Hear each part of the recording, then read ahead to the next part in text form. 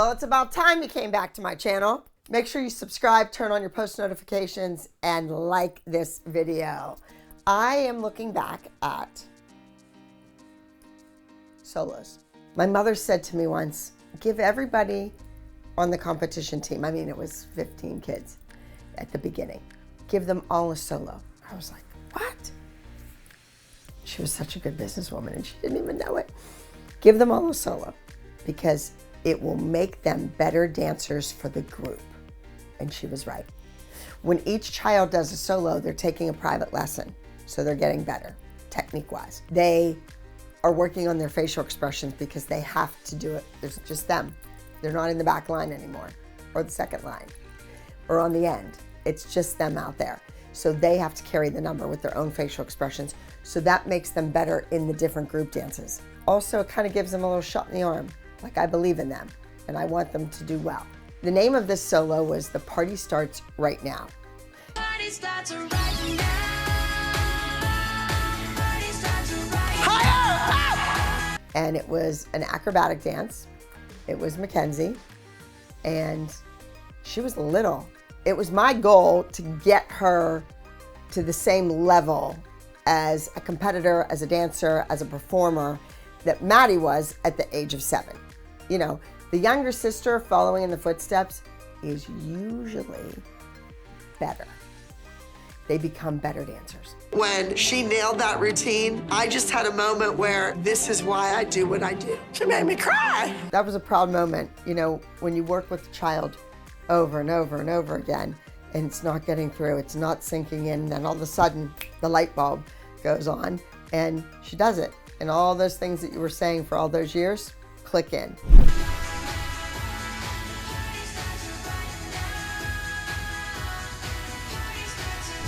Maddie Ziegler, contestant number 226. Notice the 22 in there.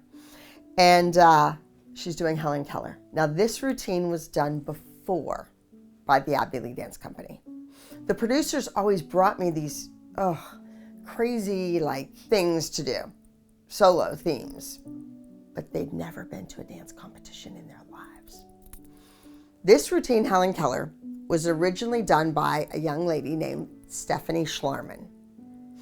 And Stephanie Schlarman was a little redhead with freckles who was really good, really good. She grew up dancing with Mark Myers and those kids. She was in that group and she was amazing. Her feet were like this. It was very balletic as far as lyrical contemporary piece goes. And Steffi had a really good back. I gave Maddie this solo because I knew that it was a winning piece, right? It was a winning dance, no matter who did it. You had to have the acting skills or you had to have something special, whether it was the feet, the flexibility, the legs, or this, the face. So Helen Keller is deaf, can't speak, and blind, and yet you're out on a stage dancing. It's a beautiful piece. Wasn't that gorgeous? It makes you feel something. And that's what I like the audience to get from my routines. The judges too, you have to make them laugh or cry or feel some emotion. So this type of number, Helen Keller, it goes in the category with that, you know, Lizzie Borden and the Diary of Anne Frank and all those little girls or young women that are historical, that made a difference in society, or we know of them. All right, next up is Nia. Nia was a little kid at dancing school who just was like, I would say bright-eyed and bushy-tailed, like a puppy, just hanging on my every word. Now in her mind, she thinks she works really hard, and she did. But one kid's working really hard is different than another kid's working really hard, you know? And it's difficult for me to tell a kid that. Sometimes you kids work hard, you don't work fruitful. You do 50 push-ups, right? So you think that you're really working on your core and your arm strength, but you did them wrong. You have your arms way out here and your back is sagging. So even though you did 50, that's not hard work. That's kind of like dumb work, right? You want to do 20 perfectly, with the elbows tucked into your rib cage and your head in line with your spinal cord. That's how you want to do a push-up. So give me 20 perfect ones, not 50 sloppy ones. And it's hard to teach a kid that, especially Nia, because she was just so gung-ho, you know? She'd drop down and give you, 100 push-ups if you asked for it, and none of them were right. And the top of the pyramid is Nia. I chose her to be on top of the pyramid because after the competition, the week previous, she came to me and said, what can I do better? How do I better myself, Miss Abby? And not too many kids do that. They're either celebrating that they won or miserable because they lost instead of using it as a learning experience. So I chose Nia and we gave her a Broadway baby tribute. So let's watch this number. And that's why I sing. Wow, this next episode was a little cray-cray. I want the kids to audition for a solo. Why? I can't remember, but I'm sure there was a reason. Because the mothers, rah, rah, rah, my kid, my kid, my kid, my kid. So Nia, Kendall, and Chloe, I'm going to teach them a piece of the solo. They're all going to do it. They're going to audition and let their mothers judge. Will they be honest? They're going to see how hard it is. Those moms are going to find out how difficult it is to hurt a child's feelings. You know, I don't get up in the morning saying, ooh, who can I make cry today? No, of course not. I love children. I mean, I love kids. Why would I be a dance teacher if I didn't love working with children? I pick Kendall.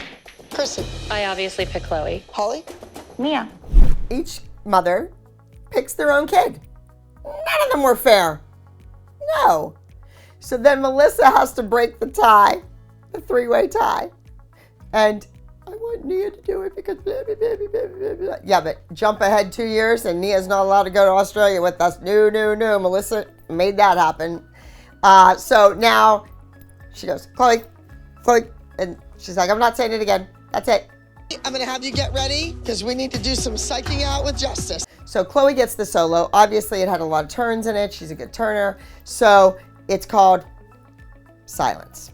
We're sitting in the dressing room at the competition. And I'm looking at her and I'm thinking and I'm looking and I'm thinking and I'm like, you know what? I am going to take tape and tape this kid's mouth. And the mother, I can't even remember. I don't know if she was horrified. I don't know if she was mad. I don't know if she thought it was cool, whatever. I did it. And everyone was like, and she won. I love only silence in here. There is noise all the time. Now coming up, we have Paige. This weekend, was not so great. The competition was in a gymnasium on the floor. And I think something about that put Paige at ease. It was like not a competition. You didn't see the audience and the judges and the lights. She didn't have that same nervous, I'm gonna forget my dance attitude. Going into that gymnasium, she was like, whoa, maybe my brother's playing basketball or something and I'm just gonna be on the side over here doing my tricks. That's the vibe I got from her. So it worked really well from her. The routine is called Make Some Noise. She wore a cute little orange two-piece costume. It had a lot of acrobatics. She did her round-up back tuck. She did her press right at the beginning. Okay, the legs aren't straight, the feet aren't pointed, but she hit all of those tricks. Yes. And it was a fun little number.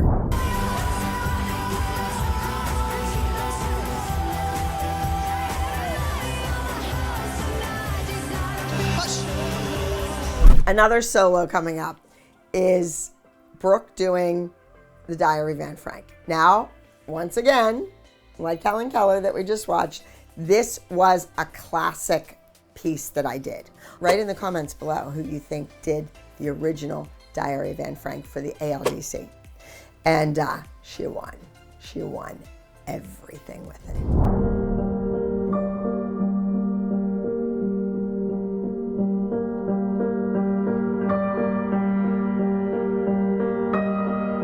This was really a stretch for Brooke And I don't mean that word as flexibility or stretching, because we all know she's amazing, but this was a stretch emotionally.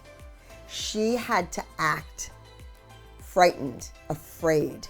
She was malnourished. She was hiding. She had to be quiet. So she really had to use her facial expressions. That's how they communicated. They were all hiding in the attic, her whole entire family, during the Holocaust.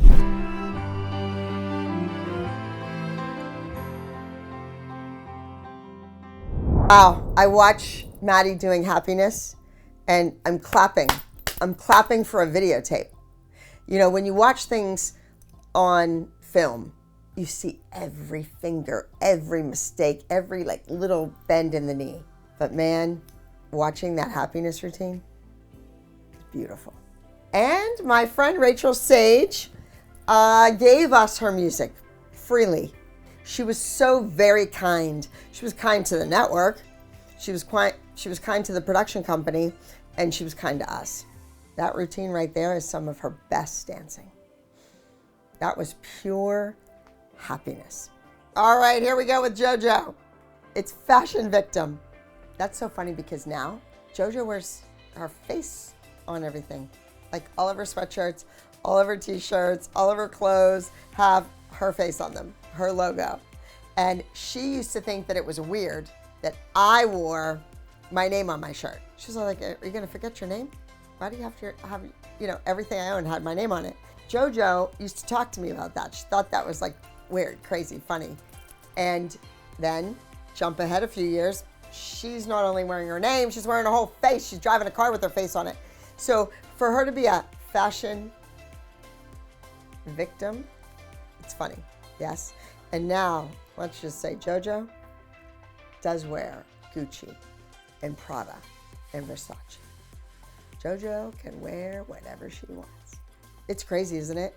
To see JoJo where she was to where she is now. And I mean, she is dancing in a dance competition and, you know, she's out there doing her little thing, her one-handed tilt with the straddle, this, that, and the other thing. And now she's judging So You Think You Can Dance. They're bringing the TV show back, and she is now judging a dance competition. Woo, a big high-end dance competition. And she was just out there competing not too many years ago. Go JoJo.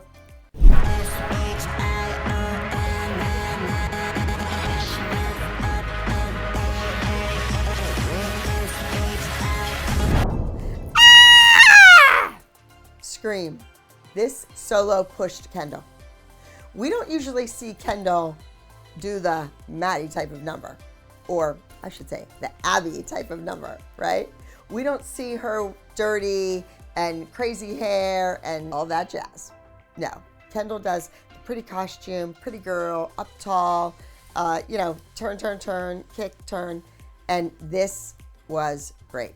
And there's some really cool movement in here that I forgot about. Just sitting on the floor in jazz fourth and spinning around and using your arms. It's so simple yet so effective. There's a lot of things that she does in this routine that are simple but very effective choreographically. Even the little sissons that she does where she's bent over and the arms are hanging, it's just cool. And this was a good number for Kendall. And at the end, she gets to scream. Kalani is a beautiful dancer. I fell in love with Kalani when I first saw her on Abby's Ultimate Dance Competition. She was just a beautiful child. And those feet, those legs, it was natural. Kalani should have won Abby's Ultimate Dance Competition. Bar none, hands down, she was the winner. That kid was there strictly because she was Kalani. Say something, say anything. Say, you're really good, you're beautiful, you did a great job. Because that dance deserved that. I'm not good at reading signs, I just roll right through the stop. I just need a word so I know you know I am still here. Another solo that comes to mind is Brynn doing You Taught Me How. I just loved my time with Brynn. I enjoyed working with her. And Brynn came to see me in the hospital. She had flown in from Arizona. They were still living there. And she flew in to LA to do some influencer thing. And she came. She hugged me, she kissed me, she thanked me. She was a nice kid. I really enjoyed working with her. This dance, You Taught Me How, it's like I taught her how to use her face, to emote more, to tell the story. She's a pretty little kid, but she was used to just smiling and being pretty. And we dug deeper than that. Instead of being just someone's empty advice. Eliana. The feet, the legs, again, that's what I look for in a dancer. Eliana makes everything look easy. And that's an excellent quality as a dancer. Like Gene Kelly, he made it all look easy. Fred Astaire, he made it look easy. Like any guy could do it. Eliana dances in this particular routine effortlessly. That leg just goes up and down. She does the aerial to one knee, and it's just light as a feather. The piece is called Am I Enough? Eliana does an amazing job with this piece, and I love it. I think she just dances beautifully. This, not so much. We have to work on that. If you sang like an angel, but you sang like you'd been through hell. This has to be one of the best numbers we ever put on the stage. Too bad it didn't air. Thank you very much. I fought for this routine. I wanted Lily to do this, and it was a long time coming. So she did it. She ended up winning the entire competition. She was the highest score of the weekend. All the groups, all the lines, all the 16, 17-year-old male solos, Lily beat them all. It's technically precise.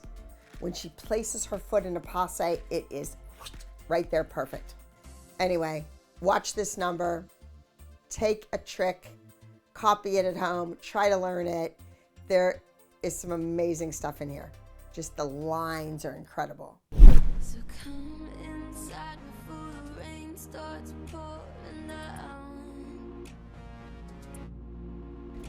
Many years ago, I was in New York City on one of my trips, Broadway show Friday night, shopping all day Saturday, Saturday night another Broadway show, Sunday afternoon Broadway show. So I was lucky enough to get to see Matthew Bourne's Swan Lake. It was a contemporary work. It was brilliant, fabulous.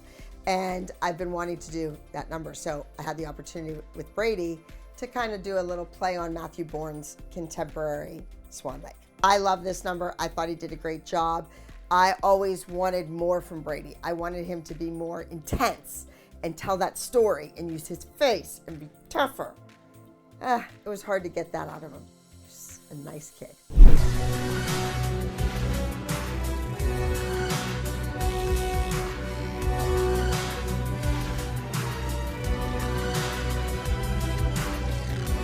Well, there you have it. Some of my favorite solos from the show. I had so many, and there's solos that I forget about completely. And then you catch a glimpse of something, or you know, you look up at YouTube and they pop up and you see them. We did over 500 routines for the show. There are so many wonderful routines. And what about all those solos? I used to do 50 solos a year myself. All right, so please, please, please, please let me know your favorites, and maybe I will watch those when I look at the fan favorites, okay? So put it down below, type it up, get in there, watch some numbers, learn something, try to copy some of these routines. That's not for the dance teachers. Don't you be copying these routines. We have enough of that going on. So like, turn on your post notifications, subscribe, and I will see you here back at my channel next time Abby Lee Miller. See ya.